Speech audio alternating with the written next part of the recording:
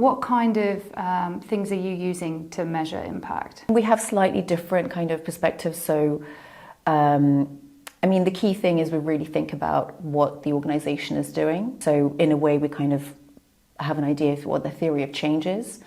And together with the organization, we would typically map out outputs and outcomes that they're trying to achieve and think about that as a kind of thesis for our investment. But then in terms of how we report, we obviously we use UN SDGs as a kind of as a context of our investments, and we also use impact management framework, impact management project to kind of again think about the organization's impact. Mm-hmm. And what would you say to people, and actually maybe this comes into the kind of second hat of when you're working with asset managers to develop their methodologies and things, but people at the start of the journey in reporting impact, what would your advice be? I think it's really important to think, what is the change that you're trying to have? Mm-hmm. So I think, from my work with, I've worked a lot with social enterprises and helping them kind of come up with their own impact management strategy and things like this. And I think a lot of the time there is sort of distraction from various approaches and various kind of tools that you can use. Mm. And so, or for instance, what funders want to see, what kind of data they're asking you for. So I think it's really important to think about what is your ultimate goal, like what is the social or environmental change that you want to have, and from that then start thinking about how to measure it.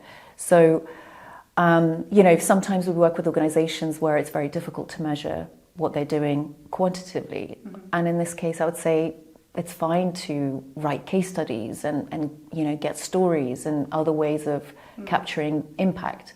So I would say it's really thinking about what is important for your organization and not to be kind of steered by what others are doing. Yeah, or get sort of bogged down in the different frameworks. Yeah, absolutely. So then what do you think sort of the next thing is going to be once we've got this kind of measurement, fixation, I suppose, dealt with? For funds that are, for instance, in terms of public markets, the approach here I think is to really think. So a lot of funds are kind of thinking about ESG, and they invest into organizations that already have very strong ESG credentials. Yeah.